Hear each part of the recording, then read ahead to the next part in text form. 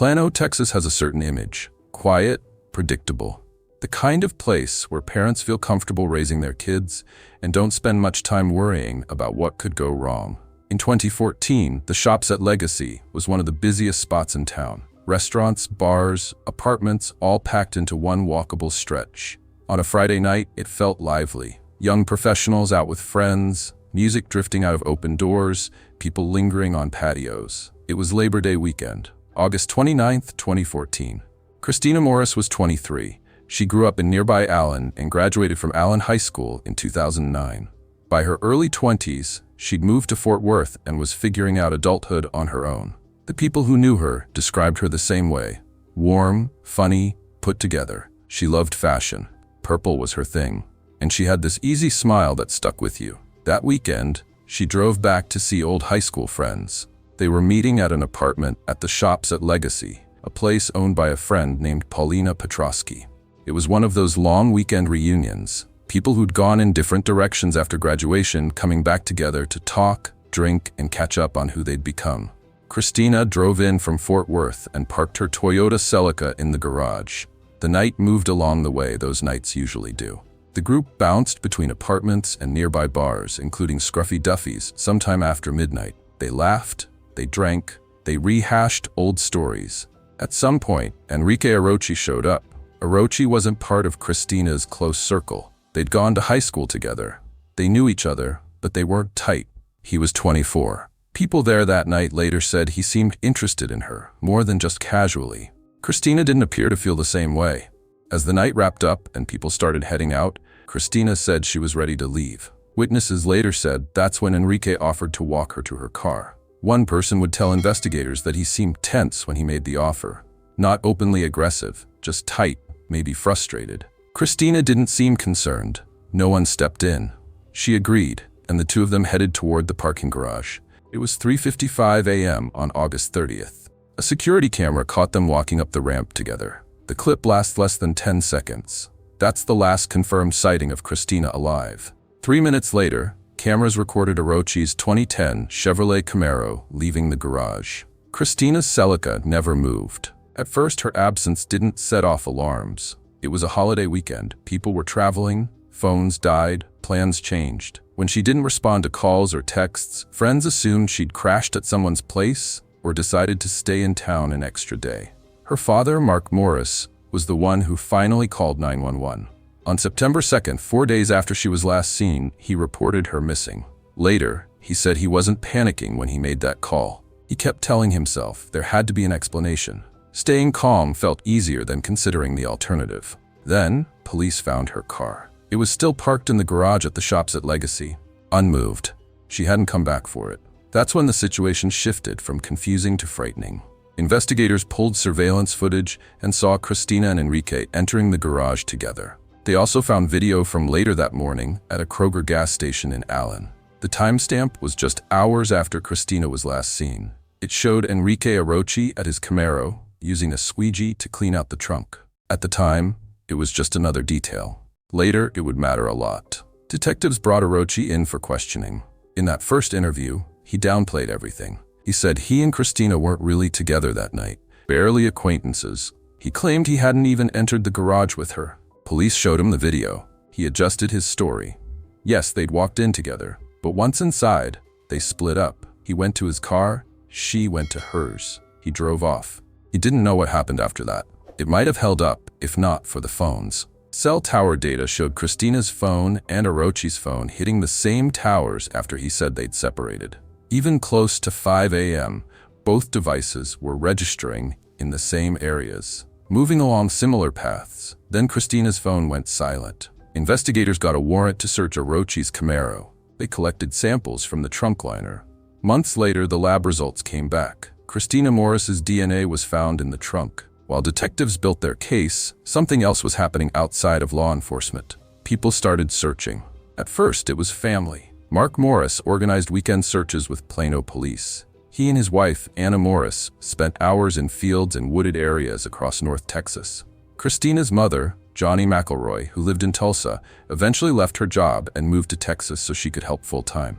Then strangers began showing up. They called themselves Team Christina. Every weekend, They combed through fields with golf clubs and sticks, turning over brush and dead grass. They focused on areas where Orochi's phone had pinged. They covered miles, week after week. In the summer of 2016, searchers found a pelvis. For a moment, people thought it might be Christina. It wasn't. That cycle, hope followed by heartbreak, became part of life for the people searching. On December 13, 2014, about 3.5 months after Christina disappeared, police arrested Enrique Orochi for aggravated kidnapping. He was held without bond. From the beginning, he said he was innocent. His trial began in September 2016, nearly 2 years after Christina vanished. The courtroom in Collin County was packed. There was one glaring absence: Christina herself. Prosecutors led by Zeke Fortenberry were asking a jury to convict without a body. No confirmed cause of death. Just evidence and what it suggested.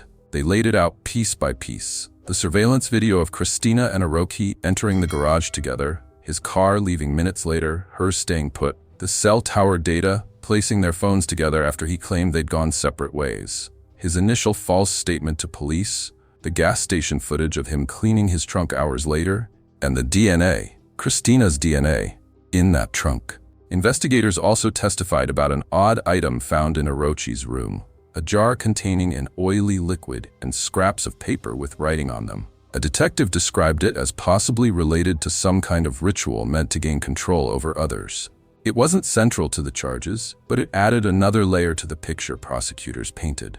The defense, led by attorney Keith Gore, challenged everything. He questioned the reliability of cell tower data. He suggested the DNA could have been transferred or contaminated, and he emphasized one central point: no body, no clear timeline, no proof of what actually happened. The jury deliberated for more than 17 hours. On September 21, 2016, they returned with a verdict: guilty. Orochi showed little reaction. He sat quietly as the decision was read. Outside the courtroom, Christina's family held each other. There was relief, but not joy. A conviction meant accountability. It meant a jury believed what they believed. But it didn't answer the question that mattered most. At the sentencing hearing in early October, Christina's family spoke directly to Orochi. Johnny McElroy told him she would attend every parole hearing for the rest of her life. She said she would fight to keep him behind bars. Anna Morris asked him, "She was not yours to take. How can you sit there and not tell us what happened to our girl?" Mark Morris looked at him and said, "She put her trust in you to walk her to her car." The judge sentenced Orochi to life in prison. He would not be eligible for parole for 30 years, until 2044. He was led out of the courtroom, but Christina was still missing. That changed on March 7, 2018. A construction crew clearing land near Taylor Boulevard in Anna, Texas, about 40 to 45 miles north of Plano, noticed something on a hillside. One of the workers, Andy Mitchell, looked closer. It was a human skull. Nearby were pieces of clothing, including what appeared to be a dress. They called 911. Investigators secured the area. The Collin County medical examiner compared the remains to dental records and DNA that had been kept on file since 2014. On March 8, 2018, Plano Police Chief Gregory Russian confirmed what the family had feared for years. The remains were Christina Morris. The location was less than a mile from a cell tower that had pinged Orochi's phone the morning after she disappeared. Search teams had been through that area before, but the brush was thick and the remains had been partially hidden on a hillside. It took land being cleared for new homes for her to be found. That evening, people gathered near the site. Some had never met Christina. They just followed her story and shown up. Johnny McElroy brought flowers. At a press conference earlier that day, she said, "This is the most difficult day I have ever faced in my entire life. I know our daughter is in a better place. I know she's proud of us for not giving up." Christina's sister, Sarah Estes, had made a promise during those years of searching that they would find her and bring her home. Standing near that hillside, she said they had kept that promise. For the volunteers of Team Christina, the weekends of searching were over. They had walked fields together for years, hoping for a different outcome. Maybe to find her alive, maybe to be the ones to bring her home themselves. One volunteer, Allison Penn, said it simply: "We wanted this day to come, but we also didn't want it to come. We didn't want it to be final. And in the end, that's what it was." Thanks for watching. If you're interested in real investigations, shocking cases, and justice served, please subscribe, leave a comment, and join us as we explore more true crime stories.